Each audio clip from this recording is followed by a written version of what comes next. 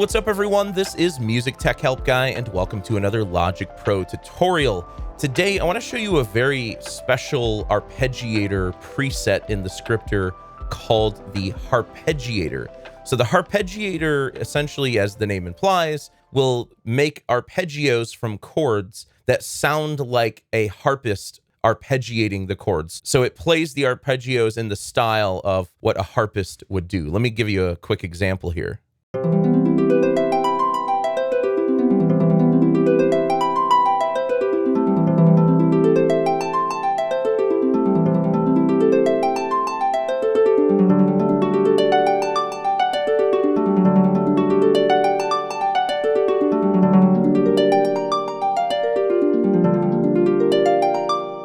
So that's the kind of effect you can get from the Harpeggiator, and it doesn't have to be used with just harp instruments. I just so happen to be using the Earcam Solo Instruments 2 harp in UVI Workstation, but this will work for any type of instrument, third-party, stock Logic plugins, you name it. Hey there, before we jump into the tutorial, I need to give a shout out to our sponsor, Boombox. Boombox is an amazing tool for musicians, bands, and producers who want to streamline their collaboration and promotion. I've been using Boombox for 2 years now, and it's been a complete game changer for my projects. You can upload everything from audio tracks to full DAW sessions and get time-stamped feedback from your clients and collaborators, all in one place. Even if your collaborators don't have a paid Boombox account, you can still receive their files using the new Inbox feature. And that's just the beginning. Boombox lets you set up artist pages, manage royalties, create playlists, and even collaborate with Boombot AI, your very own virtual co-writer. Visit boombox.io and get 4 GB of free storage when you sign up today. So why use a Harpeggiator instead of a standard arpeggiator? Well, the Harpeggiator gives you sort of more fluid controls for how fast things accelerate and how they sort of slow down. So one thing you'll notice is that with the Harpeggiator, the motion, at least with the stock setting, the motion slows down as it gets to the top of the arpeggio and then speeds up toward the bottom. So this gives it more fluidity and gives it more variation.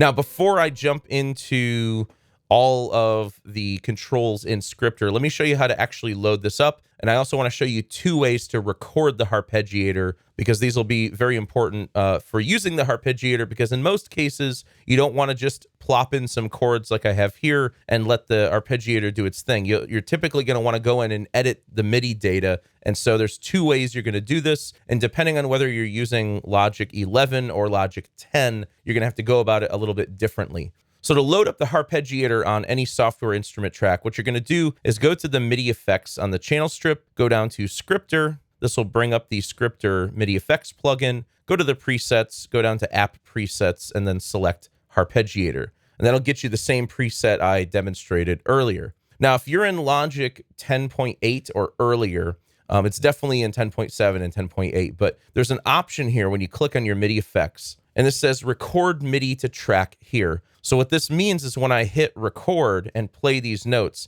it's going to send my MIDI chords through the Scripter, and then Scripter is going to print that MIDI to the track. So you have to sort of record these things in real time if you're using Logic 10.8 or earlier.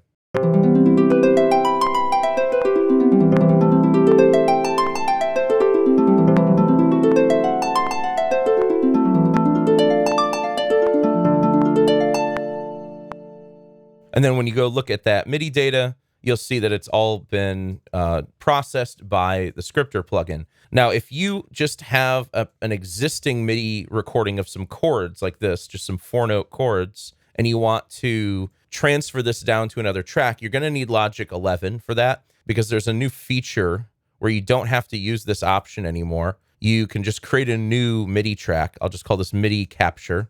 And then on this track, I'm going to go over to the track inspector here, and where it says internal MIDI in, click on that, and then select the instrument that you want to receive MIDI from. So I'm going to select the harp track. And now all I need to do is click R to record enable, and then hit R on the keyboard to record.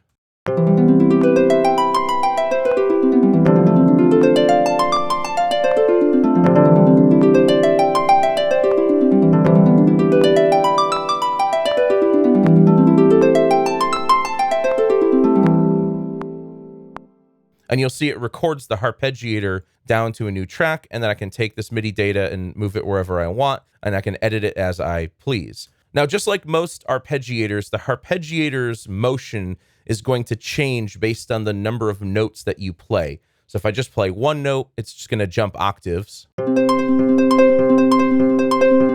If I play two notes,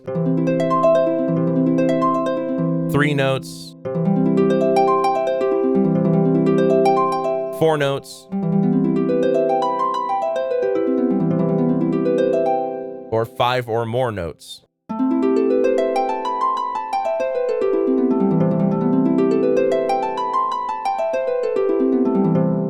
So if you're looking for like consistent motion where each chord has like the same number of notes up and down, you're going to want to make sure that each of the chords have the same number of notes in them. Next, let's talk about all of the script parameters within Scripter here. So note length is going to determine the length of each note. So for example, if I go back and go to Scripter, record MIDI to track here, and let's say I set the note length to almost 3,000 milliseconds.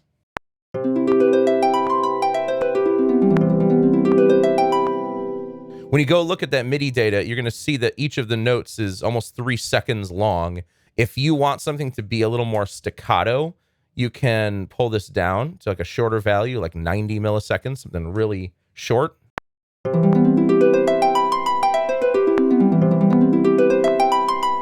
Then if we take a look at that, you'll see that the notes are shorter. I tend to use shorter notes here because they're just easier to edit and look at. And for a lot of instruments like this harp instrument, it doesn't really matter how long I hold the key down.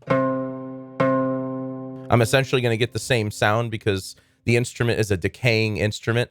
So for things like electric piano, harps, guitars, pianos, things like that, it's not really going to matter so much. But if you're using a synthesizer, the length of the note will just keep going on indefinitely as long as you're holding down a key. So if you translate that over to note length, that can actually be a factor if you're using this with a synthesizer. For example, here is retro synth with a really short note length.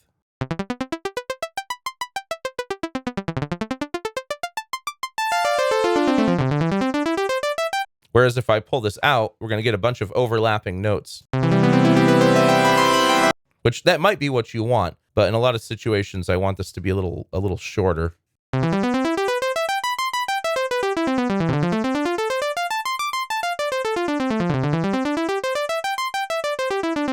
Okay, just for demonstration's sake, I'm back to the harp instrument. So that's the note length that determines the length of each note. The beat division is going to determine like the speed of the arpeggiation, the rhythm.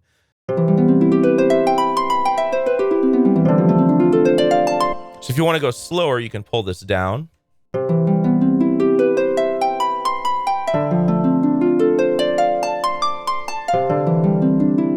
Or you can go faster.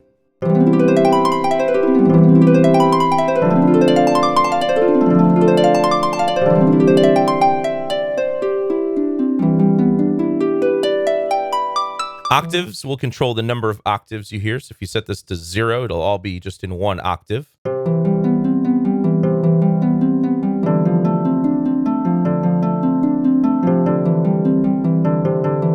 If you go up to 1, now we have 1 octave.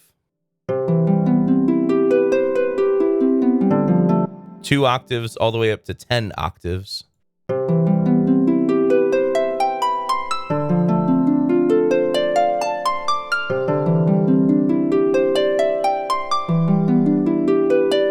And you can even put this in negative octaves where it'll go down instead of up.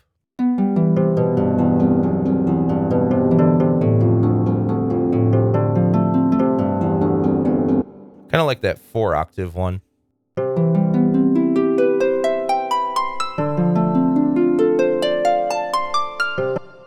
Okay, the next one is Accelerando or Accelerando. Essentially what this does is it determines how much the arpeggiation is going to speed up or slow down at the top end of the arpeggio, toward the middle of the arpeggio, really. So right now, by default, it's set to -5. So this means that the arpeggio slows down gradually toward the top of the arpeggio. If you want to accentuate that further, you can pull this down more into the negatives.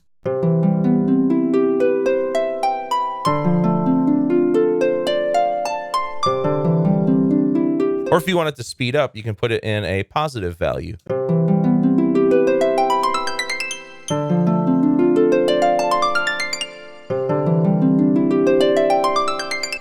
I kind of like it at -11 there.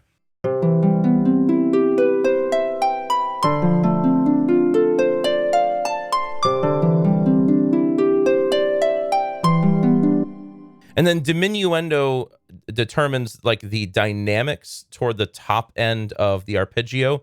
So if you increase this, you're going to get softer and softer notes as the arpeggiation runs.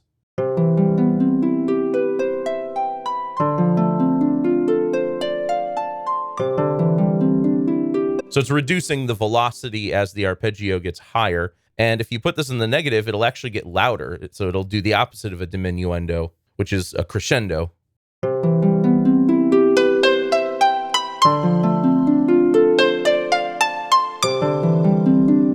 The higher notes tend to be a little harsher sounding, so a little bit of a diminuendo, positive diminuendo is typically helpful.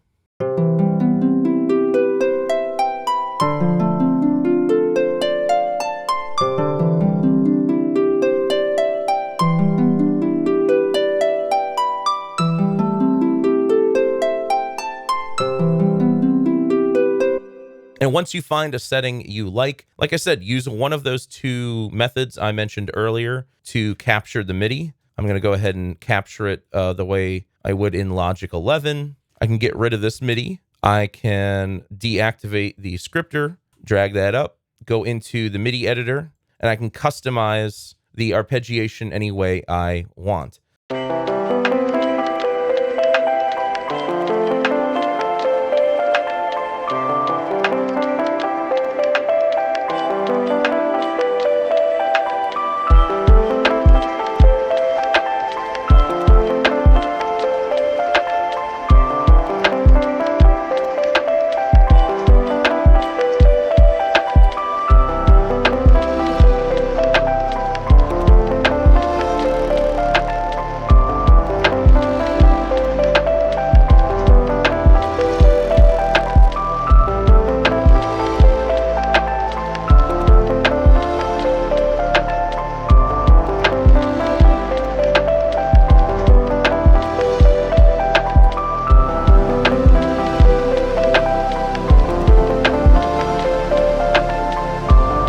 So there you go. That is the Harpeggiator preset within the Scripter plugin in Logic Pro. A very cool creative effect. Again, kind of a niche thing. You're only going to really use it here and there, but it's helpful to have when you do need this type of effect. I hope you guys enjoyed this video. If you did, please leave it a thumbs up and subscribe to the channel to see more content like this. As always, thank you so much for the support, and thanks for watching.